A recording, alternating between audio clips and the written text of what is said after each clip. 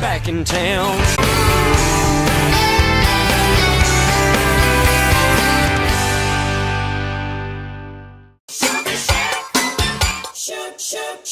On today's Sugar Shack, we have one of Vegas's hottest young talents, Ryan Baker. Come hear about Ryan's corporate life before becoming a singer, his growing up in Jersey and New York, how he's enjoying married life and being a new dad, and his hot upcoming show, Best of the Big Band Crooners. So don't go anywhere, because without further ado, let's get on with our show. Mwah! Sugars! Hi, Sugars. Welcome to this week's Sugar Shack, and I am so excited to bring this guest to you today. I got in touch with him a while back, but he wasn't quite ready to come on the show. He was organizing things with his career, and now he's got everything situated because he's going to be at the Italian American Club this September or October. I'm sorry. Please welcome the Shades of Sinatra guy, Mr. Ryan Baker. Hey, Terry.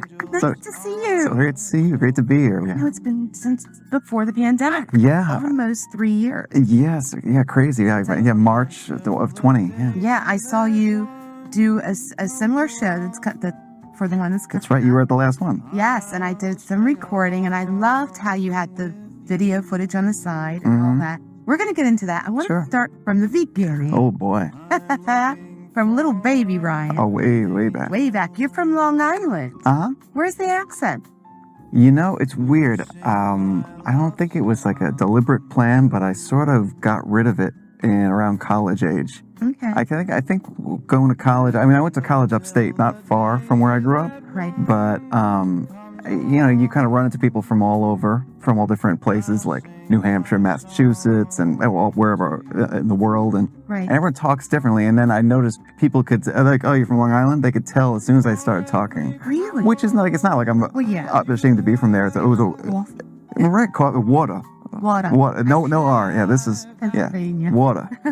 So, I mean, you know, I just decided, I don't know, I want to be one of those people like, you know, who are on TV or do like, I don't know, telemarketing. They just got that voice that could be from anywhere, you know. But so I started using R's, you know what I mean? At the ends of words, water. Water. That's right. You were replacing your R's with A's. Water. Oh yeah, I don't know. You know, you just grew up wherever you're from, and that's how you start talking. And I mean, you know, it'll come out if I hang out with a bunch of people from back home, or if I go back there. But I mean, it's a wonderful place to grow up. I mean, it was like near the city, but we only went in here and there. But otherwise, even where we were, it was the suburbs, but it was still kind of, you know, a lot going on, a lot of people. Access.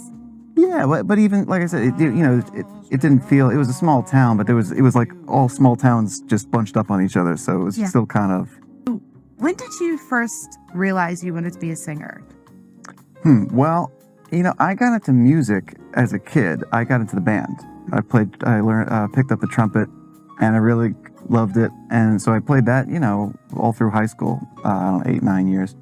And then I could always carry a tune. You know, I went to church. I could sing, and I could tell I was singing the right.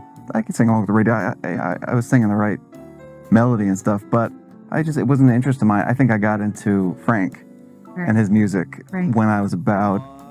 I mean, I knew who he was. Yeah, it was played in the house, you know, and so we knew who Sinatra was. But you know, it's when he passed away in '98, a lot of they had that so much coverage of him, and that's when I started like really seeing footage of him. You know, I'd heard him sing a bunch of times, but when you watch somebody sing and you see what kind of person they are, but it was kind of like a real, like, you know, mystery, like real magic to it. And so I kind of got into it, and then I, you know, read up on it, bought a bunch of CDs, and so, you know, my parents had a couple of compilation records, a couple albums, but I just bought, like, you know, all the rest. You know, over the next few years, just got heavy into it, the music. And then I would sing along in the car, and it was just really, it's like the same kind of range as I have, you know, and so it was just fun to sing along with, and then ended up trying karaoke on almost like on a dare one night. Which was really popular in the night. Yeah, it was probably a little new, yeah. Yeah. Right. Yeah, so we all knew about it, but none of us had ever done it, and you know, the story is, and I've told this in the show sometimes, where it's like I was at home watching. They were playing a interview from '65 that he did with Cronkite. Right. It was like a special that Dan Rather was doing now. He had passed away, so they're showing this, and in between they were showing studio footage of him recording, and it was a very good year, because that's when the album was coming out. September of My Years was coming out then, and so I'm watching it, and it's like, and I think they had the record piped in, but it's still, you're watching him. He's just kind of sitting on a step in the studio with a cigarette, Right. and just his eyes closed, just, you know, when I was 17, and With the fedora. yeah, well, he was probably on the mic stand or something, but I mean, he was just kind of sitting there and effortlessly just making this. I mean, I had heard that song before. I knew it was beautiful, but like watching him, that's him doing it. Right. I was just blown away. And then the horn honks. My friends are out in the car to pick me up, so I grab my coat and go outside, and then we go to this bar we were already planning to go to, but we didn't know it was karaoke night. Oh no. You know, it was one of those things that night. So, you know, after a bunch of drinks later, shots, whatever. My friend who's like, wasn't even that musically, you know, involved with anything, but Right. but he was like feeling like he wanted to try a song. So I said something. Well, you should, you know, put one and sign up for one. He goes, I don't know. He's like, I'll do it if you do it. So it's like, all right, sure. I probably secretly kind of wanted to try it anyway, but so I put that song in, and That's what you sang? Yeah. That's very good. yeah. Well, and it's like I never even like. It's not an easy song. Well, it's not, but it's slow, and it's got like its sections, and it's, Yeah. you know, and yeah, it's, you know, you read along with the words, and I guess I was familiar enough with it to just, you know, follow it along, and you know, we're getting used to talking into a mic, singing into a mic, and Wow. but people loved it. You know, they were just kind of like, they were coming in from the other room. It's like, that was a person. I thought they put the radio, Yeah. Yeah. the jukebox on or something. Yeah, the karaoke, I think, for us was kind of a little blessing, because people before us didn't have that advantage. Right. To get out there and get their feet wet and practice like that, they had to get out there with a band. And Oh yeah. just like that. Well, and I wasn't even thinking of We're thinking of it as a career. No, I mean, honestly, I thought of it. I mean, career is, even still sounds bold, but I mean, Right. you know, to do it professionally, you know, to do it, you know, officially. It wasn't. It only started seeming realistic when I had enough people kind of like, boy, you should go out to Vegas. That's a lot. Most people said you should either do this professionally, you should record an album, or you should go out to Vegas. Right. And I don't know what they thought I was going to do in Vegas, but I mean, I looked it up and I noticed that was around the time, like 99, 97, 8, is when they started doing Rat Pack tribute shows out here. Yep. And I was like, because I would never think I would just be like on a Vegas stage with like a sparkly jacket and showgirls, just whatever, the Ryan show. Like, I just didn't. So right. Well, no, you'd have to think of a better title, but I mean, when I saw the guy with the tuxedo and the Frank look and just singing Frank songs, like much like Frank as you could, and doing the jokes, which I mean, I'd listen to the jokes, I listened to the Rat Pack albums, the live shows, and I was like, I think I could do that. You know, and that looked fun, and, you know, recreating that, and, you know, a lot of guys, I think I've gotten to meet a lot of guys, and some of them really kind of lean into that Rat Pack persona, like, you know, they're actually the guys, and it can be a lot of fun, but it can, you know, it's not all like, Well, you do more than Sinatra, but we'll right, but that was the only reason I thought it would be. I mean, because my parents, I wouldn't say they thought I was crazy, but they were like, well, "You're going to do what?" You know, I had gone to college, gotten a degree in, you know, in computer science. Wow. You know, I was working at a job like that, like full-time salaried job in an office in the city, doing kind of software consulting.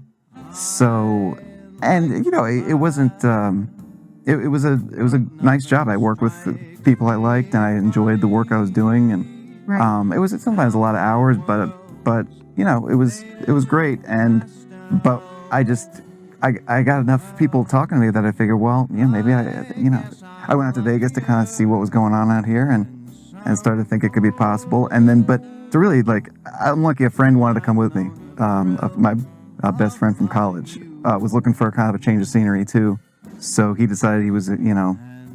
I told him what the rents were, and the rents in 2003 were, you know, forget it. Right. And he's like, oh yeah, I can swing that, you know. So But I mean, even the two of us, like packing up all that stuff and just driving out here from I was living in Jersey City at the time, was kind of crazy. When I look back at it now, I don't see how that like exactly made sense. That's the most impressive thing you've done in your life, isn't it?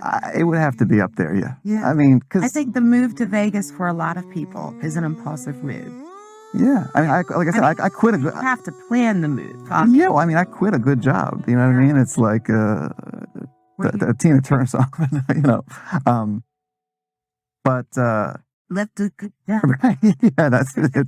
Dennis Blair does that. He goes stupid. Yeah, but Funny guy. no, but yeah, he's the best.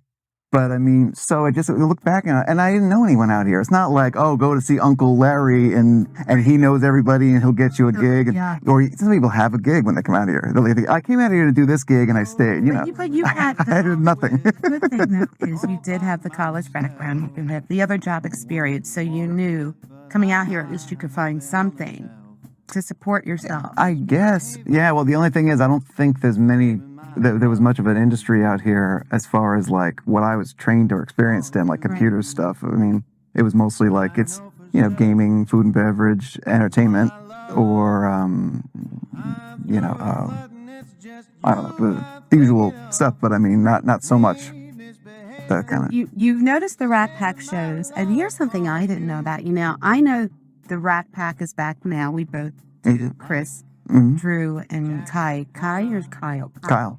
And a huge David Cassidy fan. Oh, yeah. Huge. And I knew even before I moved here that, and years ago, that he was working on that production. David Cassidy is the person behind that. Right. He's the one that, I think it was because of his dad, from what I understand. Yeah, I actually don't know the total history, but I think it was in like almost like his way of paying tribute to his dad was doing this production. Yeah, and he really had a lot of love for those guys and the music and everything. Exactly. So you were actually a part of that production. Right? I was, yeah. Before Chris Jason. Yeah, well, I mean that was, I mean, the one they started here, and then I guess the one the Tuscany is an offshoot of that. Okay. But I mean, they were touring that show, and they did a lot of shows at the Mohegan Sun in Connecticut. Okay. And I did maybe the last run of that show. It was myself as Frank, Rick Michael as Dean, and a guy named Brian Clark as Sammy, and also Mark Cohen as Joey.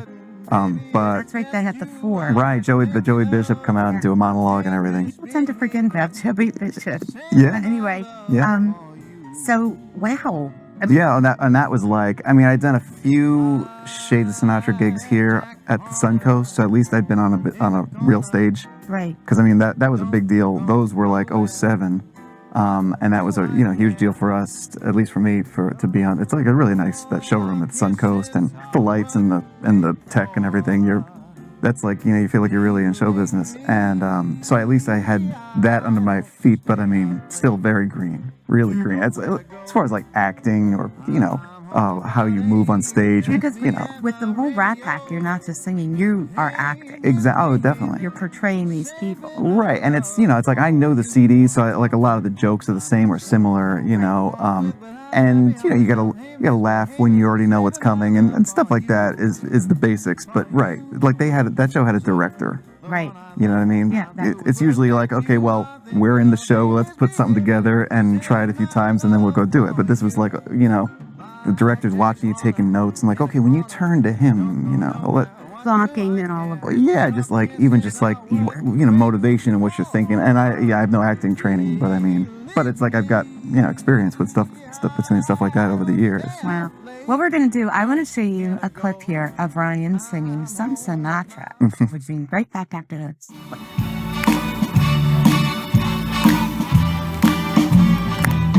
Start spreading the news. I'm leaving today. I want to be a part of it. New York, New York. You can bet your bottom dollar you'll have some fun in Chicago, Chicago. A town that Philly Sunday couldn't shut down. State say they do things that they never do on Broadway. Say, I've got the world on a string, sitting on a rainbow. Got the string around my finger. You make me feel so young. You make me feel there are songs to be sung, bells to be rung, and a wonderful fling to be blown. And even when I'm old and gray, I'm gonna feel the way I do today, 'cause you make me feel so young. You're gonna love me like nobody's loved me, come rain or come shine. And we'll be happy together, unhappy together. Won't that be just fine? King of the hill, hey number one. These little towns are melting away. Day and night, night and day, under the heart of me. And oh, such a hungry yearning burning inside of me. And its torments hold me through till you let me spend my life making love to you. Are you my life to me? My big dream come true. Will this dream of mine, will it fade way out of sight? Just like that moon that keeps growing dim, way out on the rim of that bare hill. Chill, chill, chill, still of the night. You see a pair of laughing eyes, suddenly you're sighing sighs, thinking nothing's wrong, you string along, boy, and then snap. Those eyes, those signs, they're part of the tender trap. It's up to you, New York, New York, New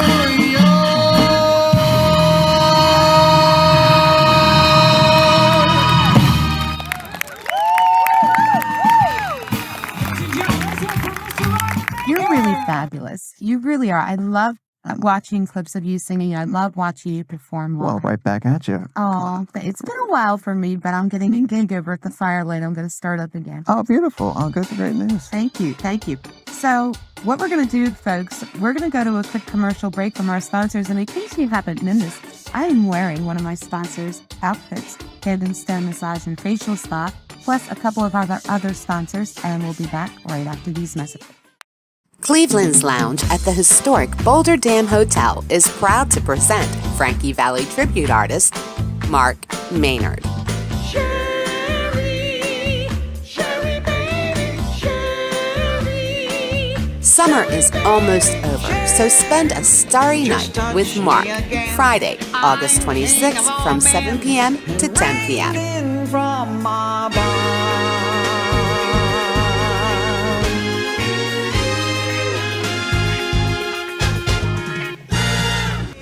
Oh, pretty baby, don't bring me down like rain. Oh, pretty baby. Enjoy his Frankie Valli tribute and so much more at Cleveland's Lounge.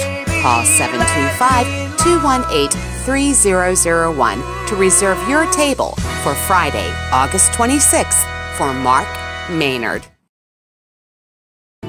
Why is Mom so happy? Because while the kids head back to school, she's heading to Hand and Stone Massage and Facial Spa, where she can enjoy a customized massage or facial by a licensed therapist and esthetician.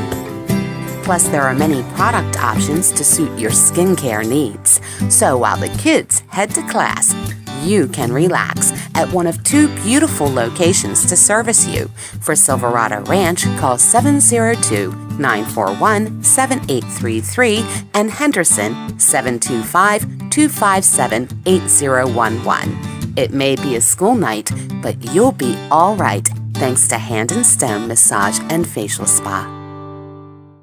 And we're back with the Shades of Sinatra guy, plus more, Mr. Ryan Baker. Okay, Ryan, so we're going to talk about the show you have coming up. That's right. Yeah. Plus that a little bit. It is on October 9th, which is a Sunday, at the Italian American Club. Dinner is at 6:30 p.m. The show starts at 8 p.m. Tickets are only $65. You can get them at IACvegas.com, or you can call 702-457-3866. And Ryan, tell us what we can expect from this performance show. Oh, sure. Well, this is a show I've done. This will be the 7th time officially doing a show like this. The show's called Big Band Crooners. And it's basically, it's pretty self-explanatory, the title. We've got a big band, 17-piece band. Okay. And with all the horns and everything. And we're doing basically the best songs of guys like Frank Sinatra, Dean Martin, Bobby Darin, Tony Bennett, That kind of Harry Connick Jr. And Michael Bublé. Yes. So I mean, it's a lot of standards, but I mean other kind of pop song covers, but it's a lot of the just classic recordings, especially the older guys, Bobby Darin or Frank Sinatra, and it's we're doing the original arrangements of everything. So it's kind of a celebration of all that music that I love, and we also, like you were mentioning before, we do some video pieces where it's sort of like a kind of You tell the story. yeah, it was kind of inspired by those, those A&E biographies. I don't know if they still do it, but I mean, they had one on the Rat Pack that was like five nights long or something. But it's just, with just pictures and kind of voiceover, just kind of hit the highlights. It's not like, birth, cradle to the grave kind of life story, but it's. I saw a similar show that you did like this and wasn't expecting that. It was a nice touch. It was a little something extra. Like, you're not just going there to see Ryan Baker sing with a band, which is great. But no, seriously, Sure. But it adds a nice little break of things in between. You know what I mean? Yeah, well, what's nice about it is Very unique. It's kind of, it gets across some of the, informational kind of stuff, biographical stuff, about then they did this, they had this gig, and this was a highlight, and without me kind of just telling everybody, it's a little more with this pictures and music, so it kind of makes it go by, but people still are like, oh, I didn't know that. And then there's even some ways with pictures that we can kind of get a laugh or do something fun. Right. You know what I mean? And it's, again, which you don't really have unless you're going to like quick throw up a slide or something to say it. But it's a way to have some humor. And it's just a nice little, it's a little kind of break for the band, break for, instead of, because the band is, it's like. They're working their facts off. Yeah, well, and just feeling it like a in the room with a big band like that. It's a real kind of force coming at you, and so it's sort of a kind of a little palate cleanse, and then we go into someone else's catalog and do a couple of his songs, and so it's. Who's your musical director for this? Oh, well, this is for the first time I have a new musical director. It's my friend Patrick Hogan. Okay. Really talented guy.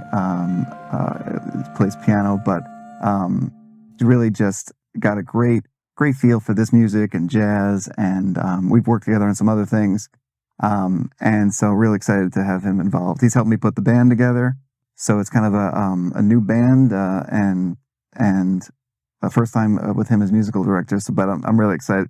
And this show is actually, I've done a different show every time. Right. It's why. So I don't do them all the time because it's kind of putting a new one together. So the first one was kind of a 4 or 5 different singers, and then it was the second one was a lot of Harry Connick, third one was a lot of Bobby Darin, the fourth one was almost all Bublé, and the last one was almost, the one you were at was almost all Dean Martin. Right. So this one is kind of going back to a little of everybody, plus Tony Bennett, and so, but I'm just picking the best songs, either some of the most famous, prominent ones, and some of my favorites, kind of a mix, but really like the ones that just really go over great and are really fun to do with the band. Right. So it's sort of like it's kind of like a greatest hits feel to it. Right. So Yeah. Go ahead. I'm a big Conic fan. Huge Conic fan. Yeah. Huge, huge. Oh yeah. What's your favorite Conic song to sing? Would you say? Hey, well, it's hard to beat. Had to be you, just because it's big Big and from Wood Harrington Sally. yeah. But I mean, but he's got a lot of fun arrangements. I mean, because he's a musician and You he. know, it's a fun song. She belongs to me. Oh, I haven't done that one. Great song. Great song. It's got a lot of, like how he built that Right. stuff. No, it's big. He's got such great big band arrangements and Yeah. yeah. I mean, they're all fun. I mean, there's one called "You Didn't Know Me When," Yes, yes. and that's just That's a good one. yeah. It's fun like with the band and the lyrics. It's sort of a kind of about a guy's career and stuff. Yes, exactly. Exactly. But Now, Ryan is also a new daddy. that's true. He's got a little girl. Just turned a year old this April. Beautiful wife, Nicole. I mean, before I met your wife briefly before the pandemic. I met her at Bobby Mayo. Right. When you were filling in Pro Tool, and then the pandemic happened. So I want to get into this. When Vegas shut down, so many of us were out there every night, networking, meeting the people who support us, that kind of thing. And Ryan was one of these people, one of these singers out there a lot that we've run into each other. And then it happened, and it wasn't a day into the shutdown, maybe a couple days. I get a notification, Ryan Baker's live. Wait, what? Now, I'm also a Barlow fan. He did the same thing you did. Right. He did crooner sessions with different... That's right. Yeah. And I'm like, wow, you're sitting at your desk, Oh gosh. singing along. People are No, Ryan, let me tell you something. You brought a lot of relief to all of us at that time because we were missing our singers. We were missing, going out in the songs and just seeing you on there doing that. No, it lifted people's spirits. It was 4 p.m. every day, Yeah. I think. 4 p.m. every day, got that notification. It's people online like that, Sheila. I mean, everybody. Oh, it was like our community pulled together and you helped us do that. What a wonderful thing you did. Oh well, yeah. I appreciate that. I mean, First, you were the first to do that. well, to be honest, I think as soon as that, because it was kind of overnight. Yeah. I mean, we all kind of saw the writing on the wall, but then they were just like, okay, and tomorrow night is going to be the last night. Any of these places are open, and that's it. And so, and I like you're talking the community you're talking about. I mean, some of them are singers like us who kind of hang out and Right. sit in other people's gigs and support each other and all that promote stuff. But it's also there's people who just love to go see music, and they'll hit 2 or 3 places every night of the week. Yeah. And they come to our shows, and we get to be friends, and it is a real community, and it was all just kind of gone It was overnight. taken from us. Yeah, It's like well, yeah, candy from a baby. well, and it's people couldn't even go anywhere, but it's so. But I feel like I was getting a vibe that a lot of my friends were wanting to do something like that. And it was one of those things where, to be honest, like if I could be honest about what my motivation was, I was thinking like, you know what? I bet some of my friends are going to do some amazing things. Like, and mine will be pretty simple, be whatever it is. I don't play piano, so it's going to be with tracks or whatever. It's going to be me and a computer, and I wasn't sure what kind of setup I had. The sound, Sounded amazing. well, you might be thinking of it like after the first week or two, because I did some research, because like you said, I went right on, and Right. for that I like stuck a mic like above me somewhere on a boom and just, but it was very kind of bare bones. But I was thinking, why don't I just get out there and do it before everyone gets in? No. And that way I won't be like the 20th guy to just jump on the bandwagon and it won't even kind of register. So I figure like, why don't I just get in early and just just try something for an hour, Well, see, and I showed on Twin Brothers April 8th that year, around April sometime. I was interviewed on Twin Brothers via Zoom, and it was the Sugar Shack, and seeing you and Barlow inspired me. I'm sitting here watching these people sing, and I'm like, why am I just sitting here? I said this a million times. My house got as clean as it was going to get. Well, and you see mine. You're not. It's like, well, he's just sitting in a room at a desk. Like, I could do that. But I was like, I want to entertain too. I want to do something. Right. And I started singing out there in front of those curtains, and Right. I believe it was this camera, and Yeah. and then around, I think it was the third or fourth episode, it's like, what are they going to call the show? And my friends always call me Sugar. So it's like Sugar Shack. But I have to tell you, and I'll even show the clip of the Twin Brothers interview when they asked me, I mentioned you. I didn't mention him as an inspiration at the time, but he was. But nobody really knew who he was. Right. But I said Ryan Baker kind of inspired me. Oh, wow. Yeah. That's so cool. Stage. Very But in the much. meantime, tell them more about your Sugar Shack. You're on episode 7. Tell us about some of how it started and where it's going from here. Well, how it started was the shutdown. I got bored, and I was watching Ryan Baker. He's on every day at 4, and just phenomenal. He takes requests. The man is like a human jukebox, literally, and he kind of inspired me. So cool. Very- No, I remember the show starting up, and Yeah. and I couldn't make it every day because I'm also, fortunately, I work from home online. So I was fortunate in that retrospect. right. But yeah, it was so uplifting when you did that. Oh well, yeah. I'm so glad. I mean, it really No was. matter what your motive was, because we all have that motive. Oh, I wouldn't do this before anybody else gets the idea. Well, and trust me, I did. If I think back like to that, one of the reasons also I was sort of chomping at the bit, like as soon as I saw what was going on and that it was like something that could possibly be done.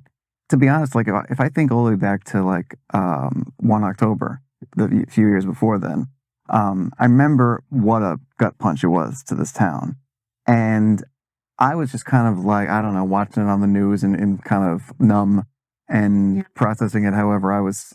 You're talking about that. You're referring to the mask. Oh, sorry, yeah, it's a shit at the right. It was a big shooting. It was like the That's like biggest.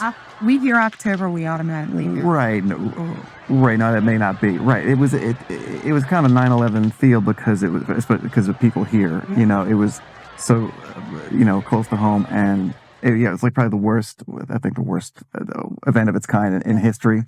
Right there. Right, Yeah. and I just remember. Then I was hearing a couple things about certain entertainers were going to entertain people while they wait online to donate blood, or while they were doing something, or Right. the victims, and I was thinking, like, man, like me, that's something I could do. I'm not gonna, I don't have like, lots of money to go make some huge impact somewhere, but I was like, I could go sing for people and make people happy. But I kind of just, I don't know, I didn't move on it, didn't do it. Because I was like, I guess I could just bring like a Bluetooth speaker and just try and, do what I was doing, but with a couple tracks or something, or a cappella, whatever, something. Right. Yeah. But That yeah. was also such a shock. I remember going to see Kelly sing shortly after that at the FBI agents or at the Tuscany. It was a really scary feeling Yeah. to even be out again Well, and- so soon after. The thing is not to be like all like gloom and doom here, but I mean, speaking of 9/11, I mean, I was right in that area. I was living in Jersey City when that happened. So we were like right across the river from downtown Manhattan. And so it's like, it was sort of that feeling again where it's like the news is about right here and some awful thing happened that everyone's knows where they were, but you were like there, I lived in upstate New York at that time. I'll never forget government helicopters landing. Oh, right. Well, the whole area, yeah. I moved to Brooklyn just a year after that. And I remember I was a house cleaner, folks, and I'm not ashamed. I was a hard worker. Sure. People have remnants still a year after that had blown Oh, yeah. Manhattan into Brooklyn. Oh, yeah. Craziness. And you were still living there at the time. Yeah, I was there till late 2003, right? Yeah. No, I mean, I was at that karaoke bar in Jersey, like a year after that, like September 11th, 2002.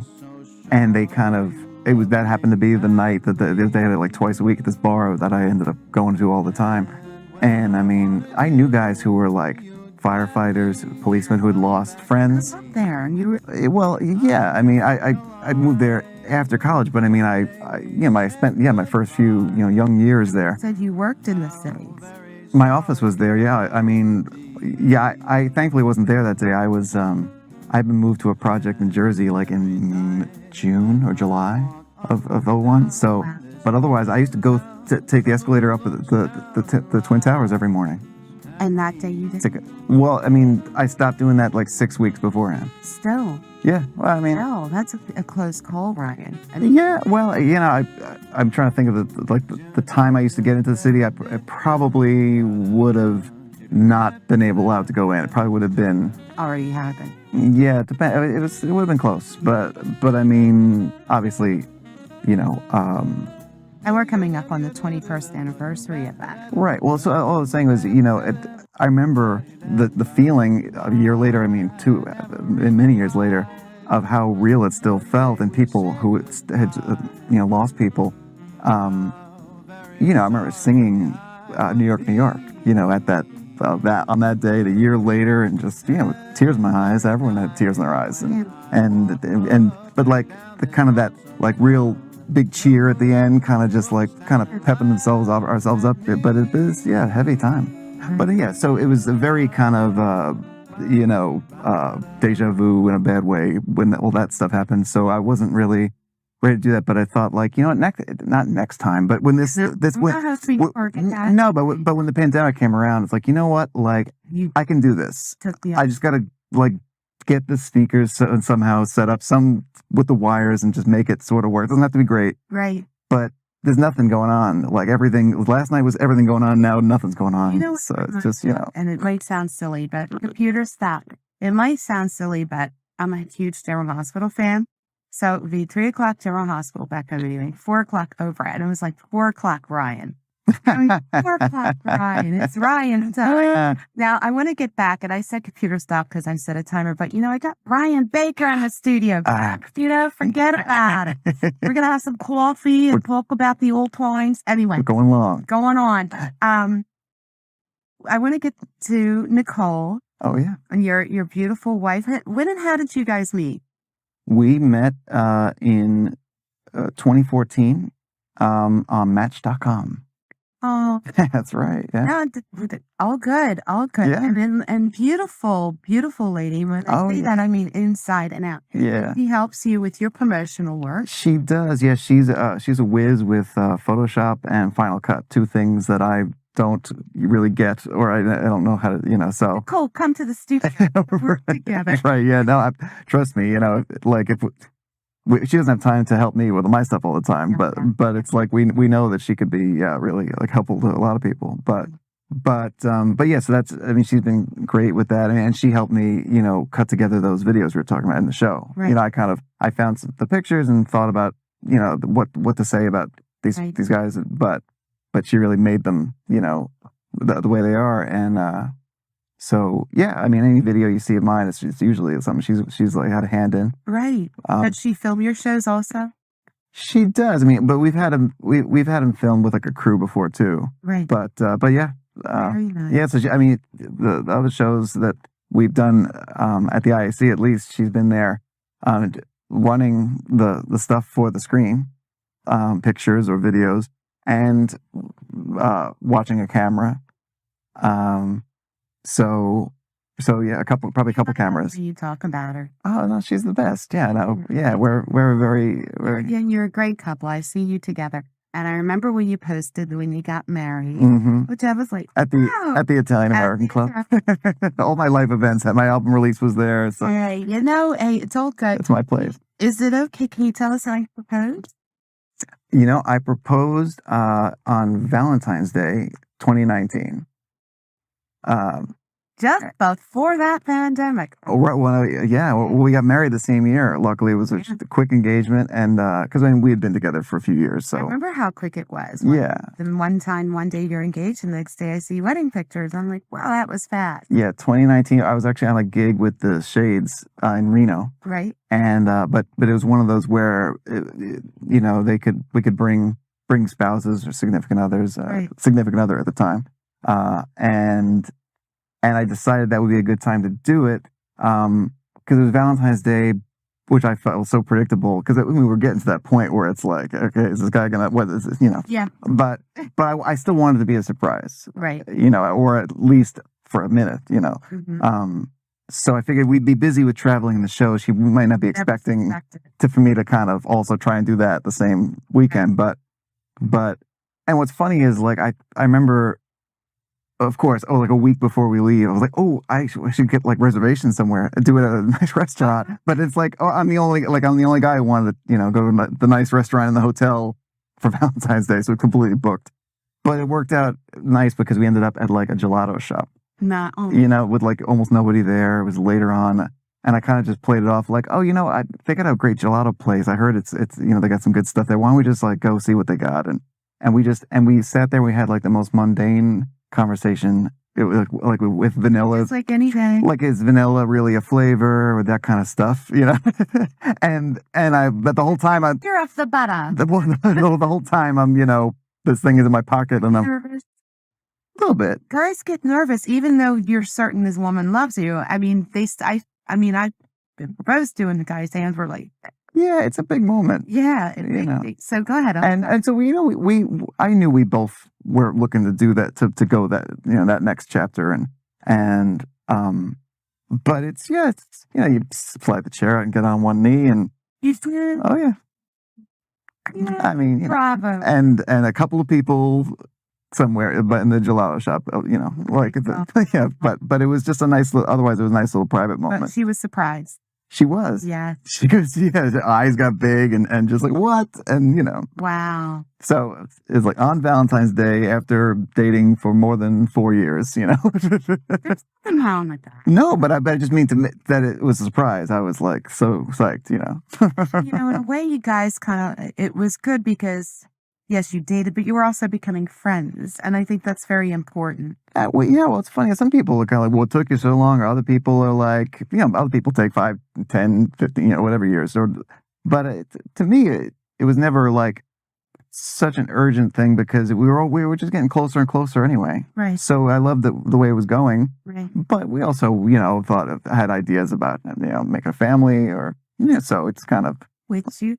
we have done that. Yes. What happened during the pandemic? Swear to God, though, Well- just before Ryan and Nicole are married, and then during. Yeah, November 19, we got married, and but 6 weeks after we got back from the honeymoon was like well, yeah, it was. I mean, it's funny. We have to see everyone we know from all different all over, Right. and then everything kind of shut down for a while.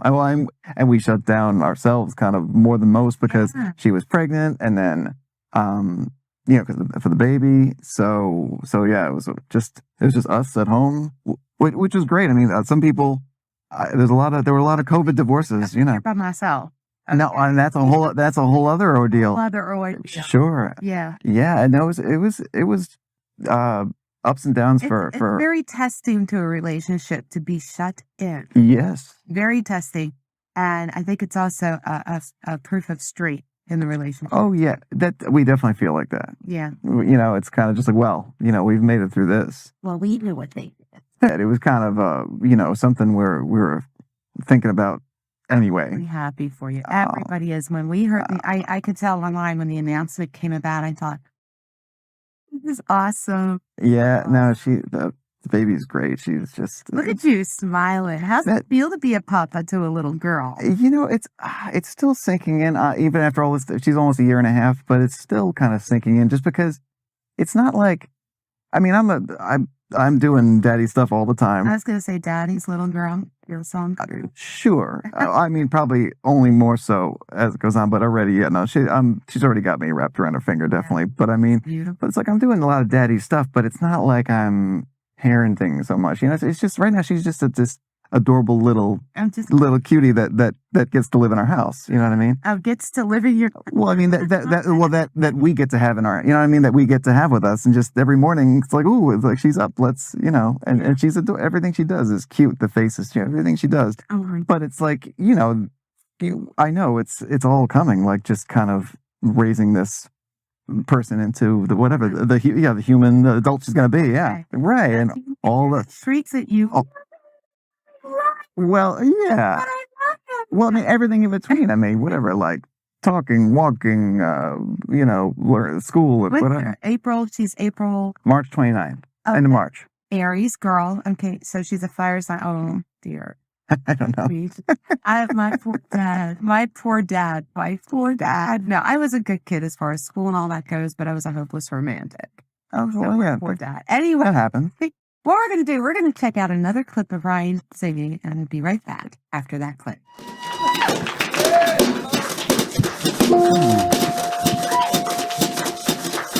Long ago and far away, I dreamed a dream one day, and now that dream is here beside me. Long the skies were overcast, but now the clouds have passed. You're here at last. The murmur of a brook at eventide that ripples by a nook where two lovers hide. Love you beside me here beneath the blue. Our little dream of love is coming true within a desert caravan. If you're unhappy, may I recommend a little bed for a friend. One day, all too soon, she'll grow up and she'll leave her dolls and her prince and her silly old bear. When she goes, they will cry that the glow of your being, it outshines every star. You'll feel part of every mountain, sea, and shore. You can hear from far and near a world you've never heard before. The heavens, our rooftop, a shimmering crown. When we're all alone.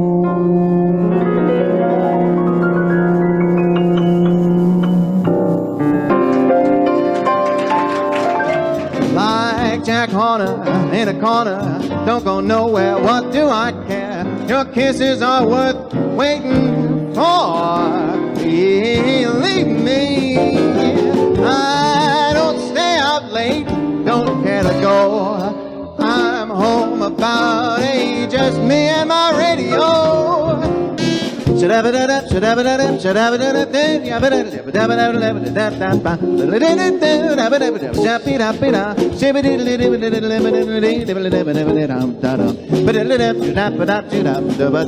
Hey, lovely, don't you ever change.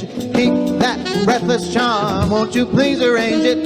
'Cause I love you just the way you look tonight. Just the way you look tonight. Just the way you look tonight.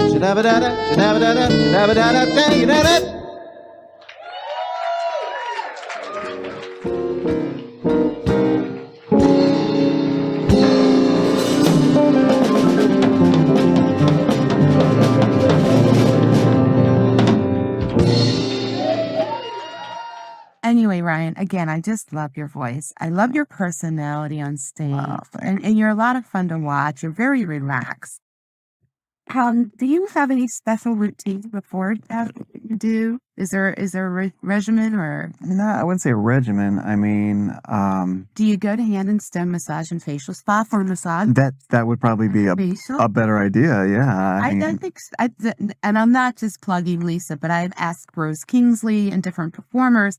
The day of the show, it's like we drive ourselves crazy. I think I get frantic and I'm running around, yeah. and I'm like, why aren't we doing that the day before?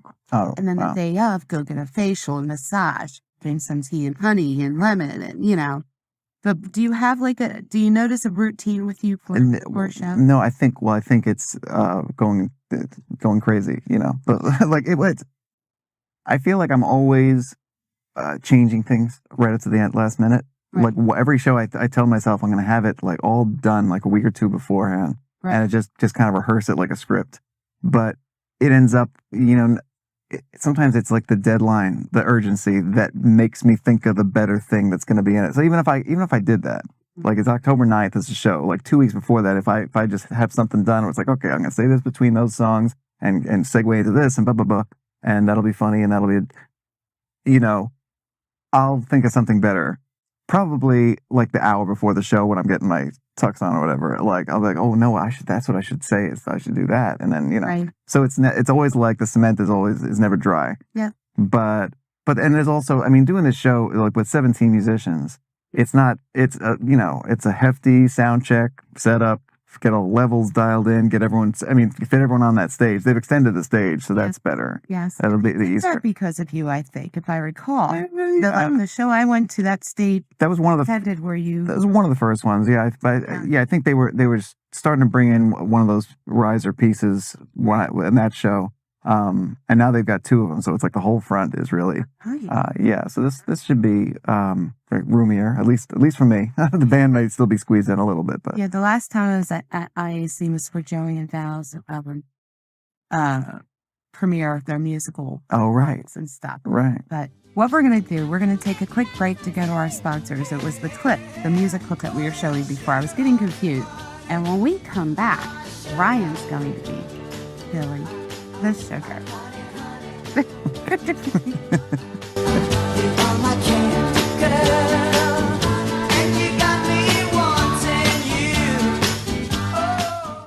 Cleveland's Lounge at the historic Boulder Dam Hotel is proud to present Frankie Valli tribute artist Mark Maynard.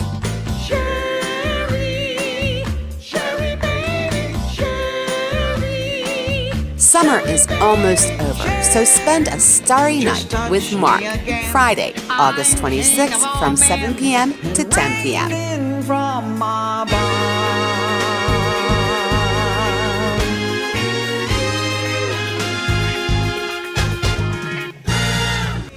Oh, pretty baby, don't bring me down like rain. Oh, pretty baby. Enjoy his Frankie Valli tribute and so much more at Cleveland's Lounge. Call 725-218-3001 to reserve your table for Friday, August 26th for Mark Maynard. Why is Mom so happy? Because while the kids head back to school, she's heading to Hand and Stone Massage and Facial Spa, where she can enjoy a customized massage or facial by a licensed therapist and esthetician. Plus, there are many product options to suit your skincare needs. So while the kids head to class, you can relax at one of two beautiful locations to service you. For Silverado Ranch, call 702-941-7833 and Henderson 725-257-8011. It may be a school night, but you'll be all right thanks to Hand and Stone Massage and Facial Spa. And we're back with Ryan Baker, who now is going to be spilling the sugar.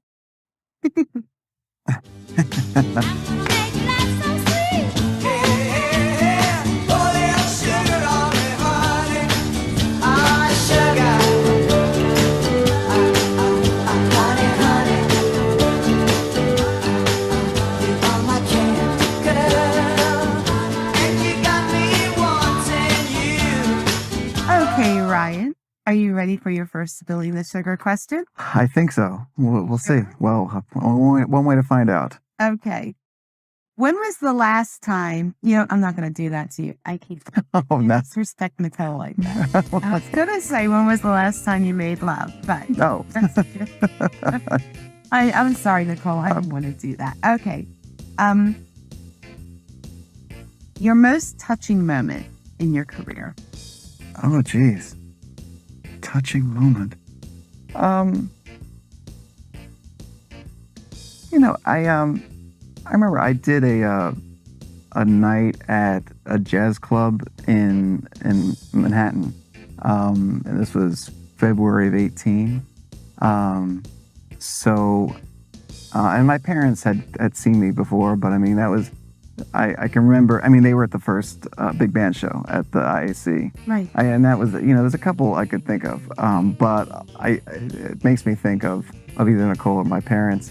But I remember getting real choked up, kind of thanking them at the the jazz club date because it was weird because I was back there and it was a really nice place, nice night, great band and yeah, and they've always supported me through it. Like I said, we were talking before how crazy it sounded when I said I was going to do this originally, but They were shocked. they were shocked. But then they could tell that I was really passionate about it, and they've been really supportive. So they believed in it. So it's Having your parents there that first time to hear you. yeah. Like I said, it wasn't the first. I mean, yeah, one other time I was back there was with Rick Michaels' Rat Pack show. About 3 times now we've gone back to do.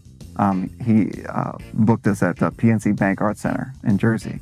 So I mean, there's like 8,000 people outdoor thing up the huge, beautiful stage, and they got to come to at least 2 of those.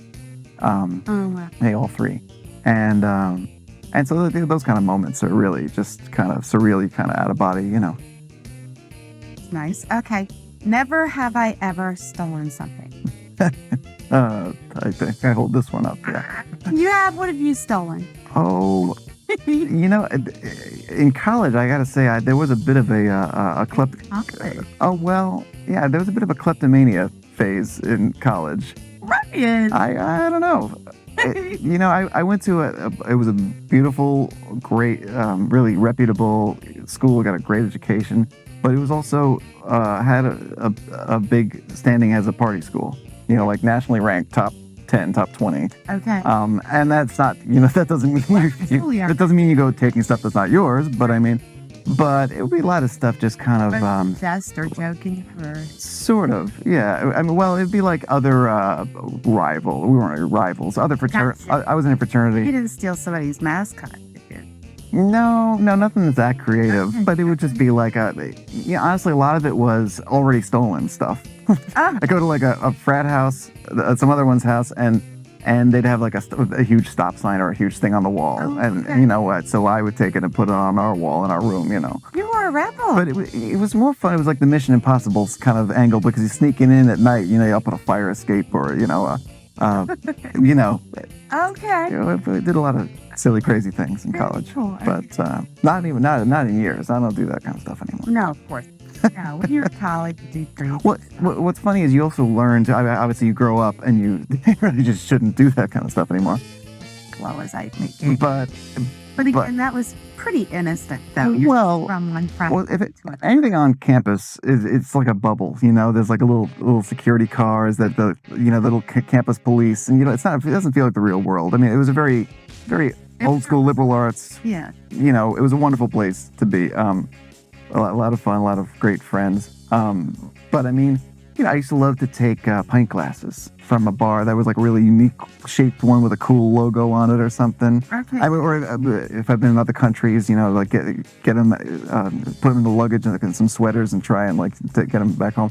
But I remember like one of the last ones I have, because I still have them all. My wife and I are like drinking out of these now. Like we're still just we haven't broken out the nice stuff. But the last one I got, I was at a wing place here somewhere, and it was a beautiful, kind of a shaped glass, and I just thought, I was older, I was like in, I don't know, my 30s or something, and I just told the guy, I was like, man, these are some nice pint glasses, and the way I said it, he could just tell. He's like, yeah, well, if sometimes like they walk out of here, and no one cares. I was like, okay, and so then I just, I mean, I almost like, I kind of just.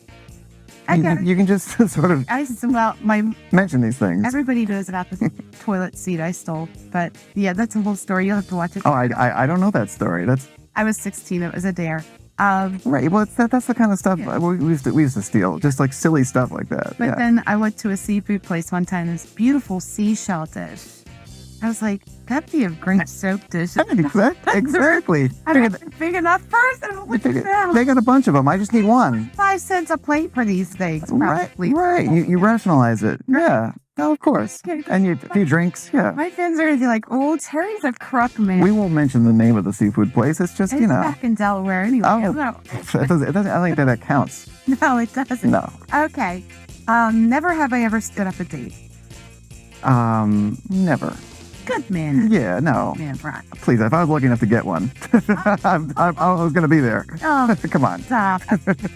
Never have I ever snuck into a movie theater. I think technically, but see, this It's making me mad. I've not everybody. well, but see, it's not one of those like side door things where it was more like I grew up, like I said, in a pretty small town.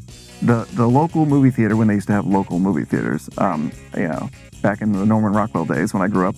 Stop it. You're younger than I am. Stop. No, but it's I would say pre-internet is a whole other thing. Right. It was like a just normal life. Yes. Yes, I remember it. It was just riding bikes and sitting on the stoop. Yep. And- Nobody knew your business. Told them. Sometimes we obviously you could call someone on the phone and like ask their mom if they were around and if they wanted to play. But otherwise, I used to sit on my stoop and maybe a friend would ride by on his bike and then we'd go ride somewhere. Yeah, there was. Yeah. So anyway, the question with movie theaters. So, everyone at the movie theater went to my high school. Right. Like that's who they had working there. So we knew all of them. Right. So what they would do is, I think they ended up getting in trouble for this, but they would just sort of we'd go there and it's this much money, and they just give us some pieces of paper. Right. So it's fake tickets, and then we give the fake ticket to someone else we knew, and then they'd bring us to the theater, and then we sit there. So you knew somebody who worked there who got. We knew everyone who worked there.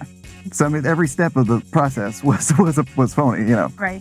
So of course the movie theater's not in business anymore. I don't know why, but but the one night it didn't work out was my friends and I were the only 4 people who went to go see, I don't know, Mulholland Falls or I don't know what it was. Right. Some 90s movie, and so they couldn't show the movie because they technically hadn't sold a real ticket.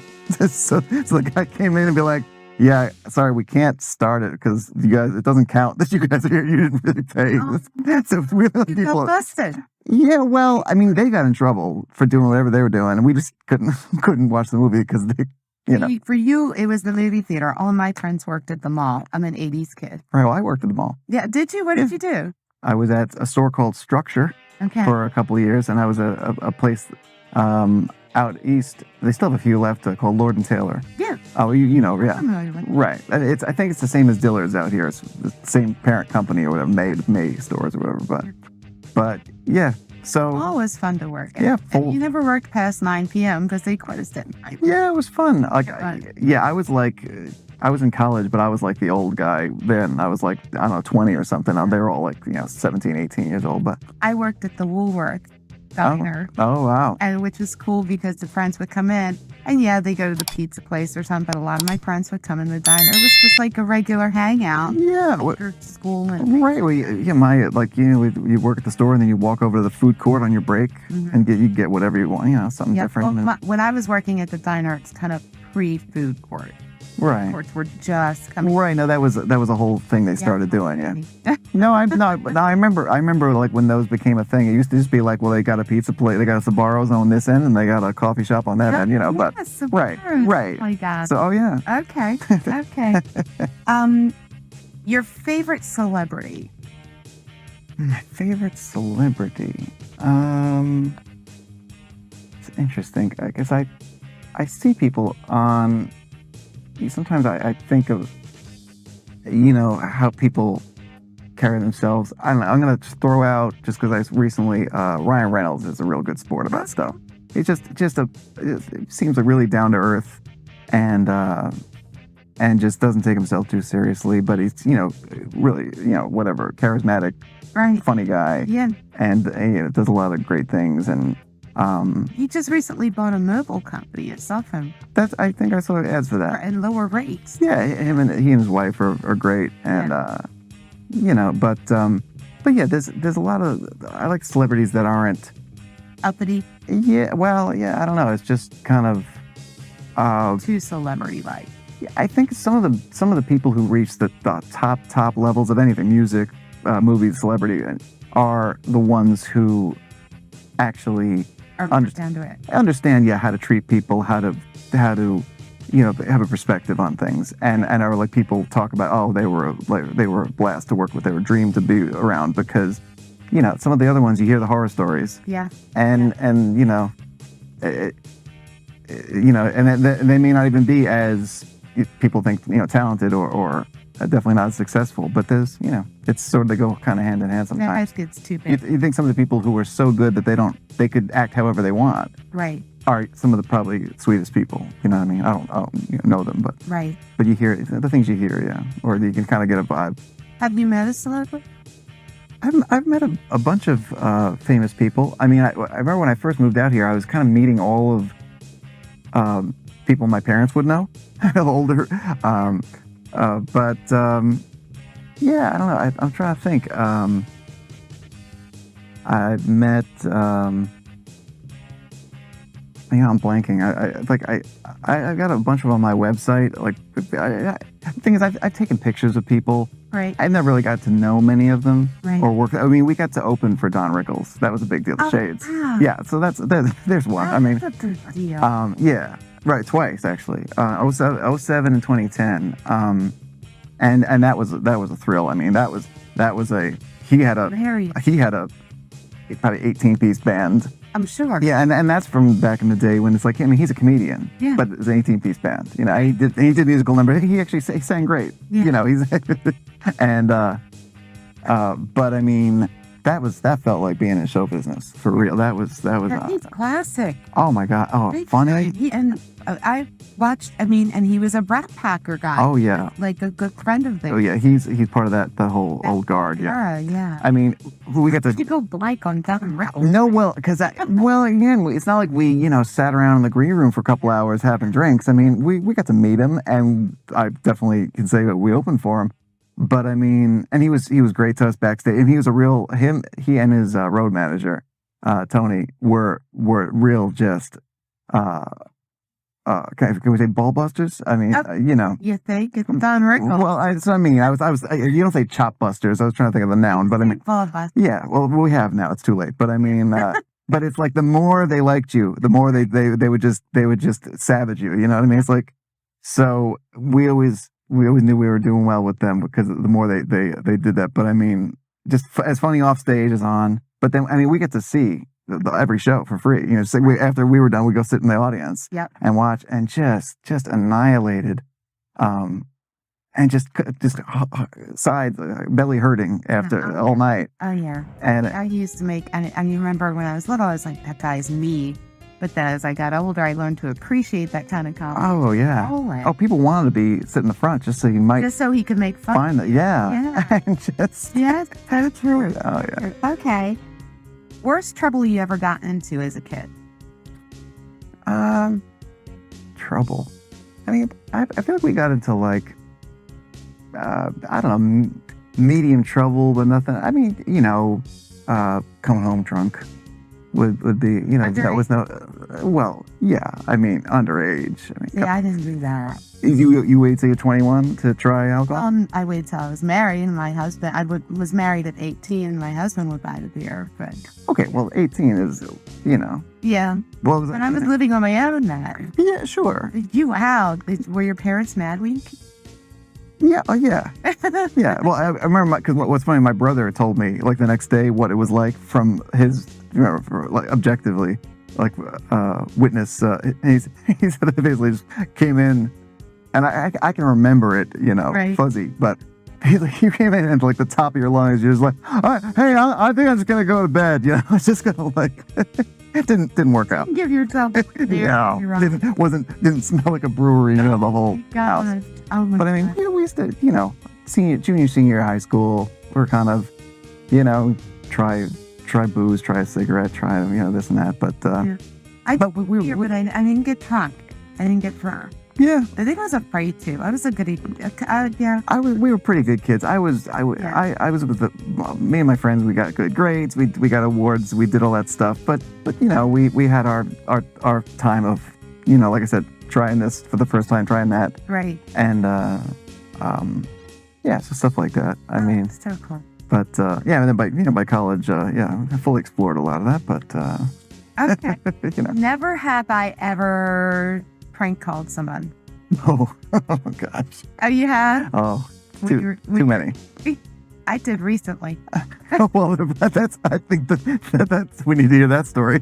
Forget mine. But it's actually a Sugar Shack episode. I'm probably called Suzanne D. Oh, all right. I know. And you saw her? No, but I know her. Yeah.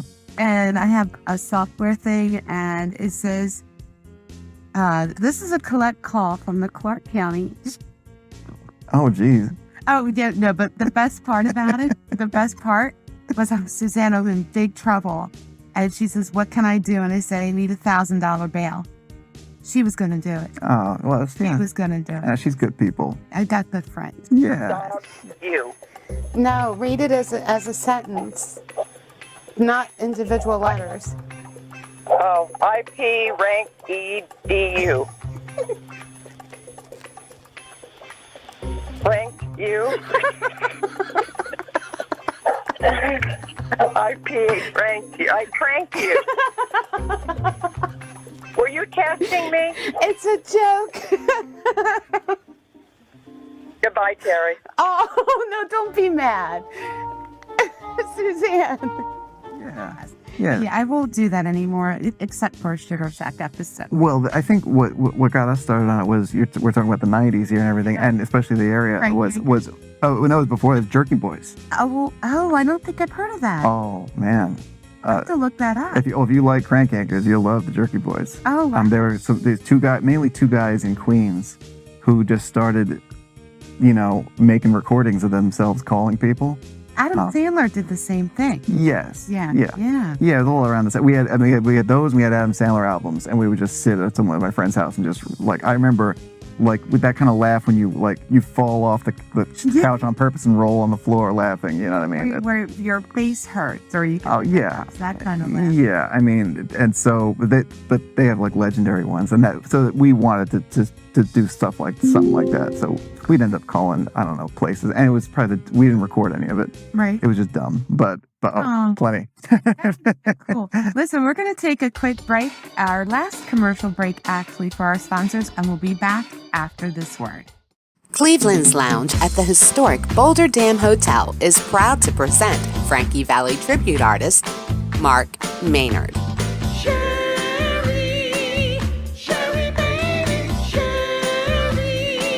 Summer is almost over, so spend a starry night with Mark, Friday, August 26th from 7 p.m. to 10 p.m. From my barn.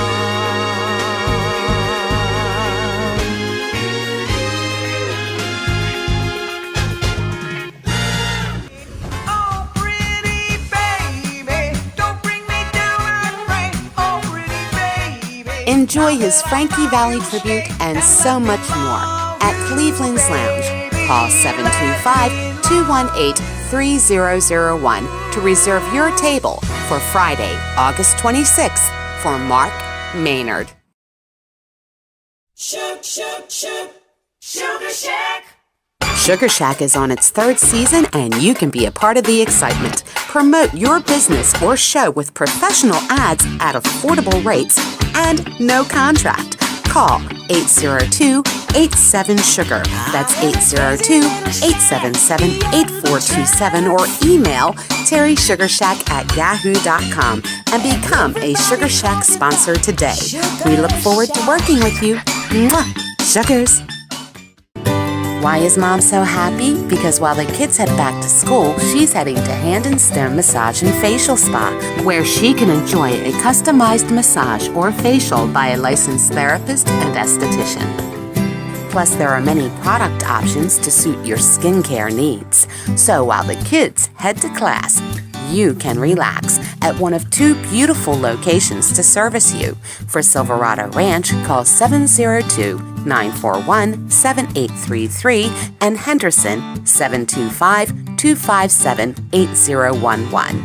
It may be a school night, but you'll be all right thanks to Hand and Stem Massage and Facial Spa.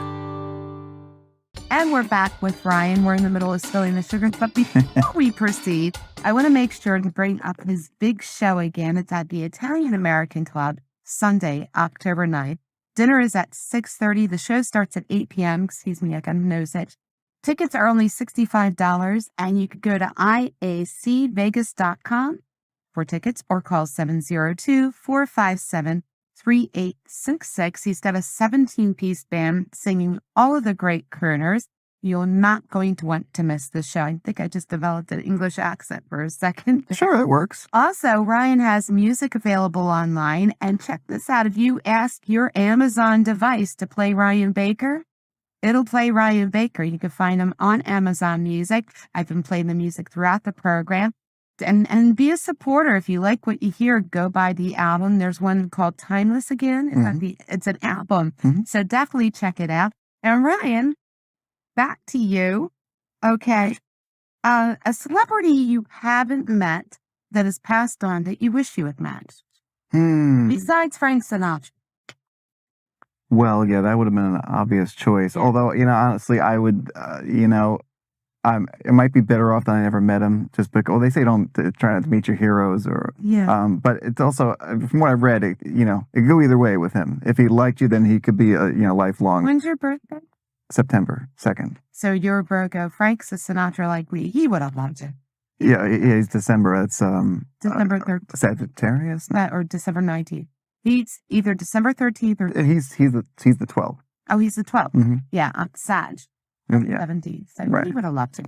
Yeah. Well, right. So. But whether you would have liked him is another thing. Well, I think I've read so many stories of people who, I don't know, they did something wrong, or they either, you didn't call him Frank, you called him Mr. Sinatra, or someone like, Yeah, that's her birthday. well, yeah, just kind of a, I don't know, personality or Yeah. temperament, yeah. Okay. So, but What about they would have liked to, what about someone else though? That maybe you wish you had met or would have liked to meet. I don't like to use the word wish because that sounds. I'm trying to think. Well, someone who, is now passed on, but who I just got to love her music, probably right after she passed away, is Anita O'Day. I don't think anything. Oh yeah, well, she's maybe a little underknown, but really one of the best jazz singers ever. I'm gonna have to check. Yeah, she's got some great stuff, and just I saw like a biography movie. I think it's called like The Life of a Jazz Singer, I want to say. But yeah, someone like that. It's just the way her music and just the way she lived her life. That'd be someone I'd really love to meet. All right, I'll have to check her and Oh, yeah. picture. Oh, okay. Just blank on what I was going to ask. Oh, celebrity crush all time. Somebody crush. Trying to think. One of the first ones was probably Jennifer Connelly.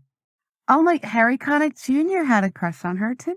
Well, I mean, what, they dated, That or? movie where no, they didn't date. Oh, The movie where she was skating in a retail store or something.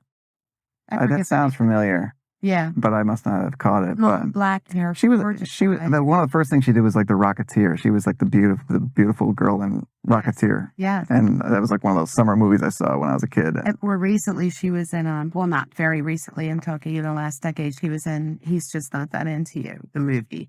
Well, she's pretty, very pretty. Yeah, I had a Sandra Bullock phase for a while. I like brunettes, that's what. Yeah. Sandra's so cool. I think. Yeah, right. Yeah, you see someone in an interview and you think, oh, well, good, we get along too. That she's funny. Yeah. Well, no, I haven't met her. I'm just saying. No, I know, but it's like it's a lot of people. Like you were talking about celebrities before, the whole package. Right. Personality, sense of humor. It's Never have I ever thrown a drink in someone's face. A drink. I mean, Uh-oh. I think Just the hesitation tells it all, right? I think no, but I don't think it's not like a Joan Crawford in a movie or something. It's like probably like some dumb guy friend of mine where we just had cups of beer, and I mean, if you count that, then it's like Okay. 50 times. But I mean, but like at a restaurant or something. No, no. Of course not. That's all mystery. You get a revolution. Well, that's a big move. I mean, you better have a good reason if you're going to do that. Did I ask you your most embarrassing moment? I know I asked you your most touching In my career, like on stage. moment on stage. I remember I messed up My Way once in a Rat Pack show.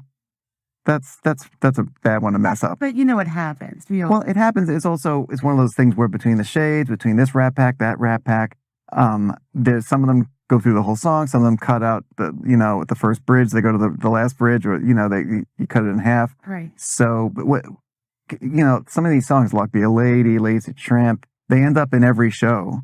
And you sing them so much. But like I said, for time or the way they pace the show, sometimes they cut them up differently. Or you sing different parts of it. You know what I mean? Sometimes you sing the first part or the third part, Right. But so I remember it was like it was Sandy Hackett's Rat Pack at the Sahara. Right. Big show, and of course I had that was the night I had friends in the crowd. Of course. Sure. Plenty of the nights nobody. Strangers and Right. Yeah. friends. So, and so I got to the point where I thought it might be, it cut to the end, but it didn't. So instead of one of the verses, I was singing the bridge. And I mean, I caught on. I looked over the piano player, and he's kind of like, "Well, I'll play this. We're here now." And so I found my way to it, but it gets mixed up. it definitely put the train on one rail, Right. But Next thing, I Will Survive. Sometimes I get the verses mixed up. But yeah, no, it happens. Yeah, and I mean, the best thing to do, obviously, is to just Keep going. pretend nothing. And a lot of people don't notice at all. They're not looking for it. They don't know every word. They don't care, or they whatever. Right. But yeah, definitely. I'm always the one who thinks I'm gonna think of it just in time, and a lot of times I do. But then sometimes Have you ever gone right? Oh yeah. Right. Oh yeah. Right. That's the worst. Yeah. I think that's the worst. It's tough. The first song can be tough sometimes. You get out and it's like you see the crowd for the first time, and you're trying to be all, hey, and then you're like, but okay, I'm in. What am I doing? But Yeah, exactly. I also want to tell you about Ryan's website. You could catch his information at ryanbakersings.com. There's also a contact page on there if you want to contact Ryan or book him. And don't forget, you can find his music, like his album Timeless Again, on Amazon Music, also CD Baby, and there was one more you said. Was it iTunes? Yeah, it's iTunes and Amazon. iTunes and Amazon. His show, again, Sunday, October 9th, 6:30 p.m. is dinner. 8 o'clock is the show. Tickets are $65. That's the show and dinner. Oh yeah, it's all included, full buffet included. All included. Yeah. At the Italian American. They got great food too. You can't be, and as if we do, I sound like Demi Moore today. It's working for you. I think I practiced a little too much yesterday. For tickets, you can get at iacvegas.com or call 702-457-3866. And Ryan, I think that's it. I think we really covered a lot today. Was there anything we missed or did you want to give a shout out to anyone back home? Well, we mentioned my beautiful wife, Nicole. She'll be seeing this, and my daughter isn't watching podcasts yet. Look at this camera. Right. Okay. But my parents, Lorraine and Phil, in Long Island, and my brother Mark and his family in Charlotte, North Carolina. But so nice. yeah. But this is so much fun. I mean, it's just hanging out. Hey guys, back in Long Island, thank you so much, Danny, because now we got Ryan. And don't worry, we haven't corrupted him yet. Well, I think, please, I feel like all of the stories I've told, no one's gonna. Your mama's going to be like, oh, I didn't know that. I think some of this can be used in court. I don't know what's going on. Let the record show that my client was holding this sign up. I thought about that. Thank God Woolworths is out of this. It's because that's where I sold the toilet. Oh, well, there's no structure anymore either. It's fine. There's no structure anymore. And there may or may not be a Lord and Taylor. We got to check the news today, but. Well, it's not going to be any stores anymore. It's just singer outs himself. Well, yeah. Amazon's going to eat it all. Anyway, at the end of the show, you know what we do, and thank you for doing this. Oh, my pleasure. No, it's so fun. And you're out again. Yes. Just so excited. Mixing with people and singing your songs. But real quick, we're going to do our sugars. If you just look at that camera. Oh, sure. You ready on the count of 3? And tune in next week for, oh my gosh, I didn't even check to see who my guest is next week. I've heard it. He's fantastic. Isn't he great? Hold on, I got to check. Who's after Ryan Bake? Oh, okay, 5. You know what? Forget it. All right, tune in next week for the Firelight Barn and Mama's Wranglers on next week's Sugar Shack. And until then, you ready? Mm-hmm. Sugar. That's not the reason why.